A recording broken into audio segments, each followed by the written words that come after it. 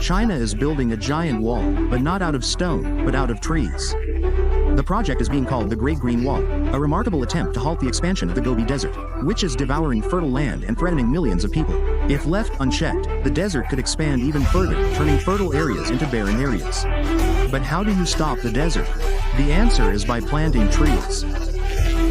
But planting in the desert is no easy task. The sand doesn't hold roots. The wind can uproot seedlings before they can grow and water can. So, workers are using a special technique that starts with making straw barriers. Before the seedlings are planted, workers first stick straw into the sand, forming a grid pattern of about 1 square meter. The straw helps stabilize the sand, slows the wind, and keeps the soil moist. Once the barriers are complete, seedlings such as saxaul, sea thorn, and solace are planted inside. But the biggest challenge is not just planting, but ensuring that these plants survive. In some areas, rainfall is less than 200 millimeters per year, far from enough to support a natural forest. To overcome this, workers are using manual watering methods and even water-saving drip irrigation systems. Some of the trees that have managed to grow are now starting to create microhabitats, where birds and insects can return to life. Interestingly, the project involves not only scientists and governments, but also local people. Many farmers who had lost their land to desertification are now being trained to plant and care for trees. In this way, the Great Green Wall not only restores green areas but also provides jobs and improves people's welfare. In addition to trees, scientists are also experimenting with other types of vegetation. Small shrubs and drought-resistant grasses are being planted to help speed up the reforestation process. There are even projects to turn sand into more fertile soil using advanced technology, such as spraying a special clay mixture that helps the sand bind water and nutrients better.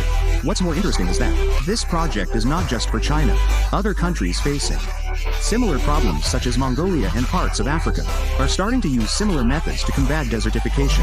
Africa itself has its own version of the Great Green Wall project, a green belt that stretches across the continent to hold back the expansion of the Sahara Desert. Of course, projects of this magnitude do not always go smoothly. Some regions face major challenges such as soil that is too poor in nutrients or the inability of trees to survive in the long term.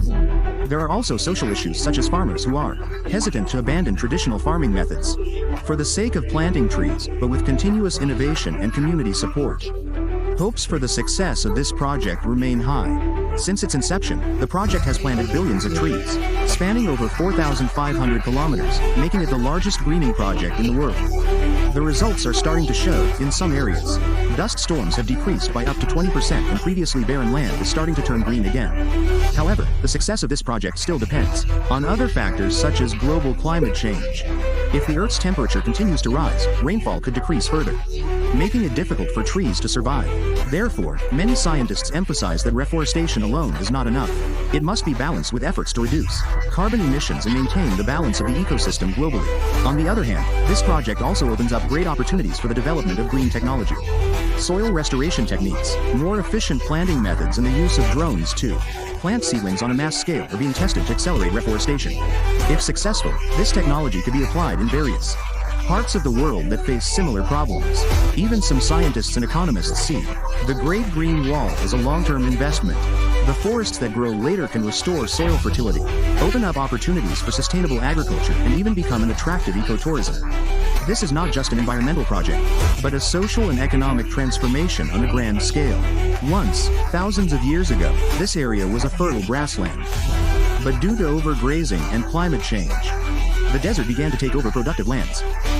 The Great Green Wall is a human attempt to correct that mistake. One hole at a time, one tree at a time.